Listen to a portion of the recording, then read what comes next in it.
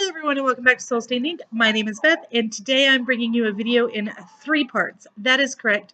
3 parts, 3 videos, because my daughter and I went to the library this morning and it's a really big haul. So I'm going to split it up into her books, my books, and the books that we purchased from the store, which is this video right here. So let's get started.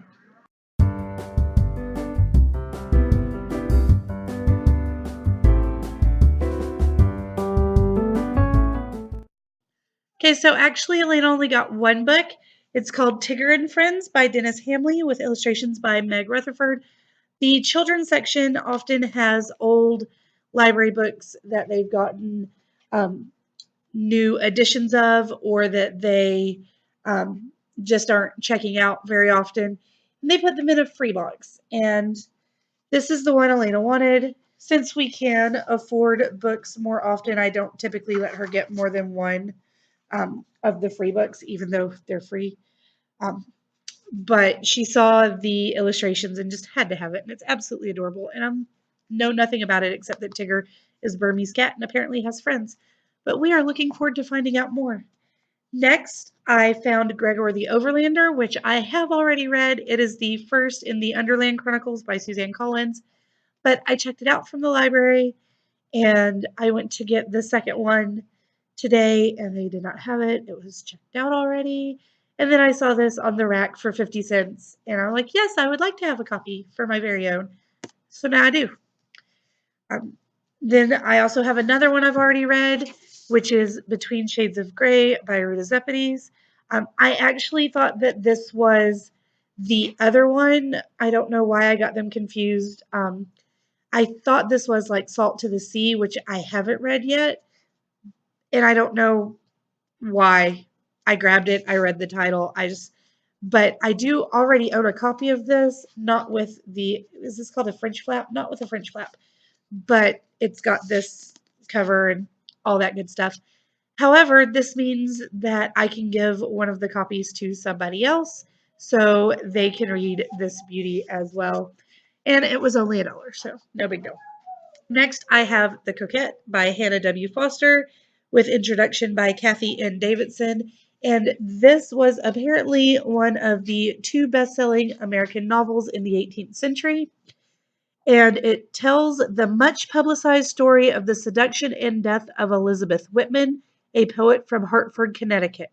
It is written as a series of letters between the heroine and her friends and lovers, and it describes her long, tortuous courtship between 2 men, neither of whom perfectly suits her.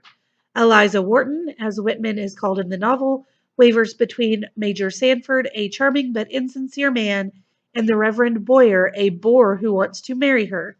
When in her mid-30s, Wharton finds herself suddenly abandoned as both men marry other women. She willfully enters into a relationship with Sanford and becomes pregnant. Alone and dejected, she dies in childbirth at a roadside inn. And so the Hannah W. Foster who wrote this, the real life version of the main character was actually a distant cousin of her husband's. So she actually knew this person and wrote from life experiences of her cousin-in-law. And this main character was one of the first women in American fiction to emerge as a real person facing a dilemma in her life. So this is obviously not something I would normally read, but it's 169, 70 pages long.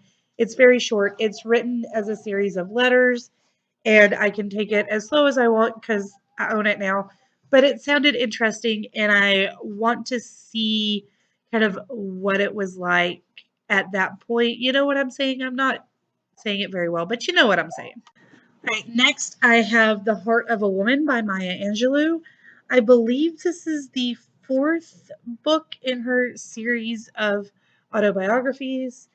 I could be wrong about that. I haven't read any. I've read parts of I Know Why the Caged Bird Sings, but that's basically all of hers that I've read.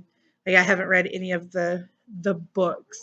I've read bits and pieces of her writing. I think she's amazing, and it's time that I remedy my oversight and read something by her. So this is on my list and now on my shelf, and it's got these pretty deckled edges. I love those. I don't know why some people hate them. I love them. I don't know why, but whatever. And then finally, I have Off the Page by Jodi Picoult and Samantha Van Leer, and it's got a sticker too. Anyway, it's a really nice edition, super nice, and I'm intrigued by the fact that the ink is not in black, it's in purple and in blue right here. So I think that's really cool. The problem is that this is the second. The first book is Between the Lines, and they didn't have that, of course, in our little library sale area. They didn't have it. But this was only $2, and it is a super nice hardback, so I went ahead and grabbed it anyway. And by the way, look at that little. Oh, I don't think you can see it. Oh, there we go. It's a little book with people. Okay. Anyway, so I got that one. Um, Now I'm gonna have to buy Between the Lines. Apparently, that's fine because I've been intrigued by this story and wanted to know more about it. So that is all for the books that we purchased at the library.